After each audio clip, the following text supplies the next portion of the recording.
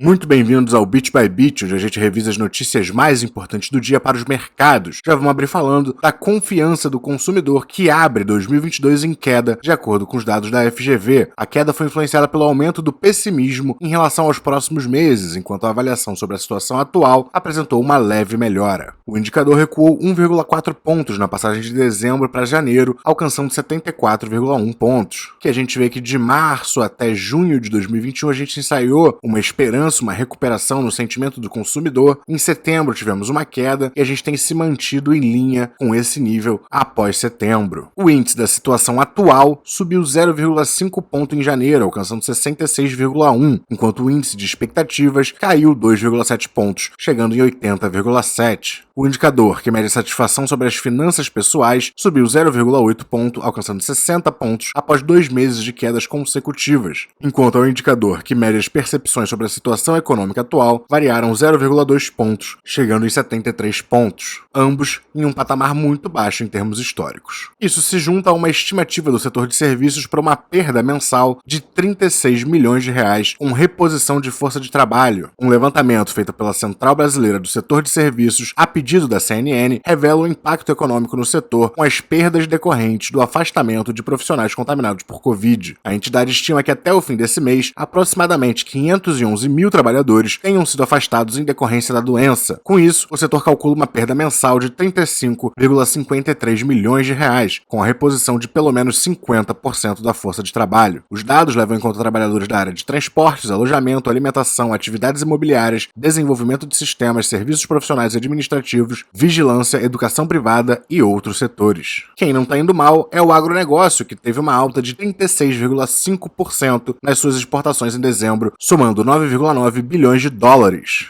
Com esse número para dezembro, a gente alcança um recorde histórico para a receita de 2021, de 120,6 bilhões de dólares. Esse número para o ano representa um crescimento de 19,7%. Olhando apenas para o mês de dezembro, tivemos uma alta de 36,5% quando comparado com dezembro de 2020. A soja em grãos liderou a lista de produtos exportados em dezembro de 2021, com uma participação de 13,8% e uma receita de 1,4 bilhão. O milho ficou em segundo lugar, com uma receita de 795 milhões de dólares. Vamos falar também da confiança empresarial lá na Alemanha, que tem uma melhora em janeiro. Esse é o primeiro aumento em 7 meses, à medida que a redução dos gargalos na oferta melhorou as perspectivas para os fabricantes na maior economia da Europa, prometendo uma forte recuperação da pandemia de coronavírus na primavera. O índice do clima de negócios do Instituto IFO subiu para 95,7 pontos, ante 94,8 em dezembro. A pesquisa da Reuters com analistas havia apontado uma leitura de janeiro de 94,7.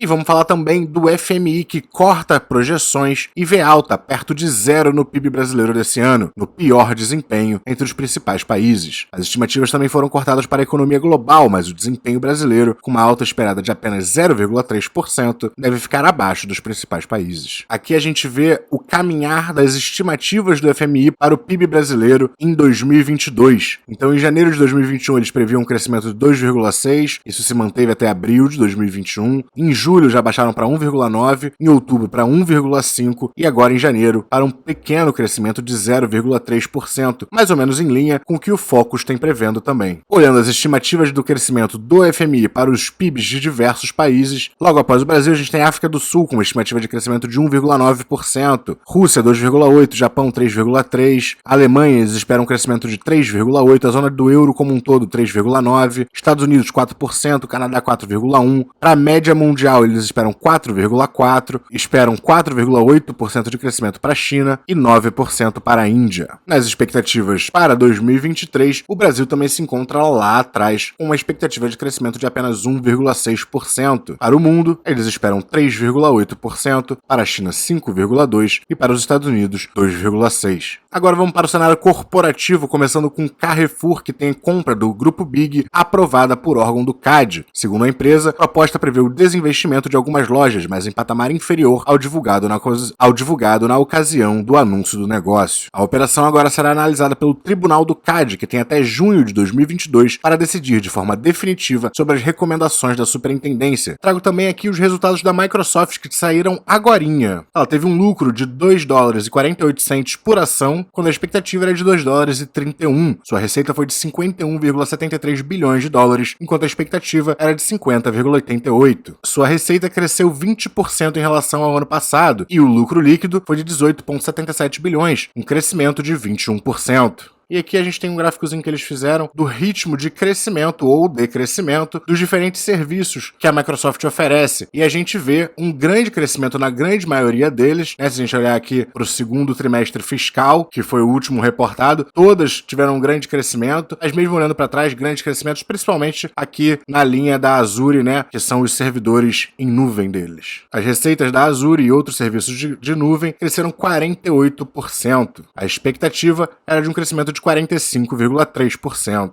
Agora vamos de resultados. Primeiro vamos falar da Johnson & Johnson, que divulgou seus resultados para o quarto trimestre. As suas vendas no quarto trimestre somaram 24,8 bilhões de dólares, refletindo um crescimento de 10,4%. Olhando para o ano como um todo, eles tiveram 93,8 bilhões de dólares em vendas, um crescimento de 13,6%. O lucro por ação do quarto trimestre foi de $1,77, um crescimento de 172,3%.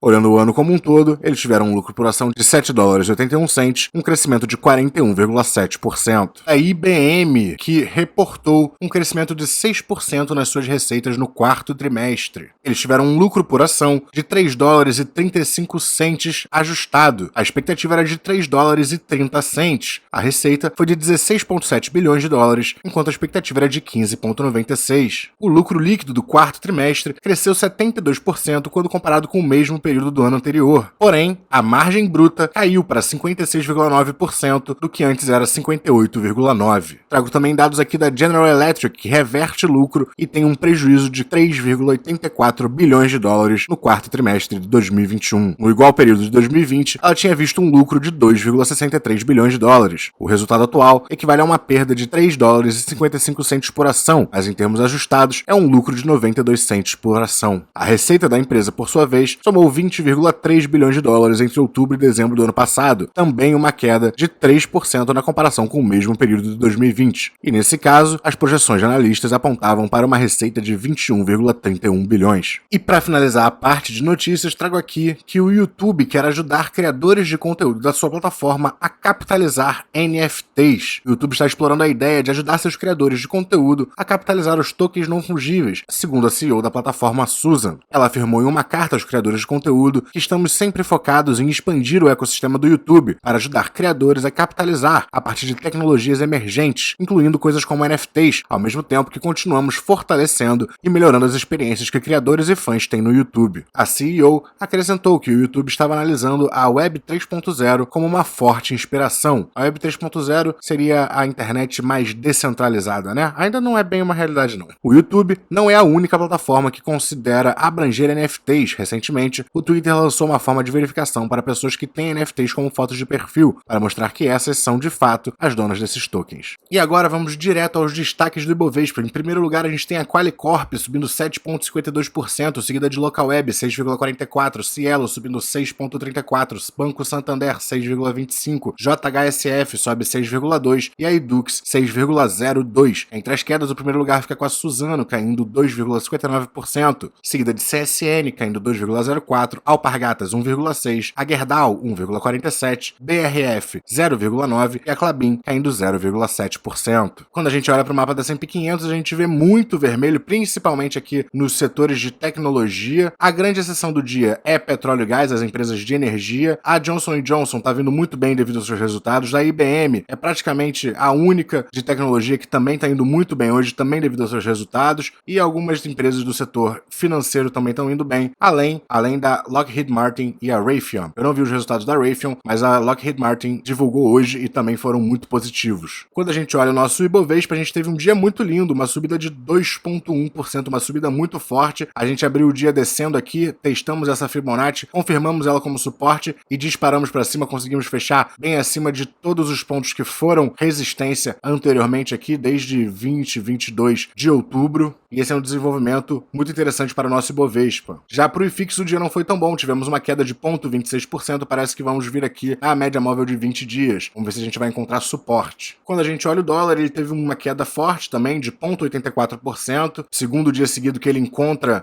resistência aqui pelos 5,48. Vamos ver, ele deve pelo menos vir retestar a média móvel de 200 dias mais uma vez, mas talvez a gente siga mais para baixo ainda. Quando a gente olha o S&P 500, a gente teve mais um dia de queda de 1,22%, apesar de muita volatilidade ao longo do dia. Tentou cair, tentou fechar, não fechou com uma queda tão grande, mas ainda assim é uma queda, né, de 1,22%. O índice alemão subiu 0,75%. O petróleo cru subiu 1,19% e o ouro subiu 0,34% quando medido em dólares. E ele no momento se encontra acima aqui dessa linha de tendência. Será que a gente vai romper isso? Como eu falei no outro vídeo, eu acho que o ouro está fazendo um desenho técnico muito bullish. Eu acho que a gente tem potencial para ver ele performando muito bem aí pelos próximos meses. E é claro que o cenário macroeconômico de aumento de juros, provavelmente as ações americanas vão cair, isso tudo colabora. O Bitcoin está aqui praticamente no 0 a 0, até então caindo 0,35% aos 36.594 dólares. Quem está com pressa para se recuperar é a Avalanche, subindo 7,07% e conseguindo se manter acima da sua média móvel de 200 dias. E bem, o Bit by Bit vai ficando por aqui. Se você gostou do conteúdo, não esqueça de dar aquele like, se inscrever no canal e até a próxima!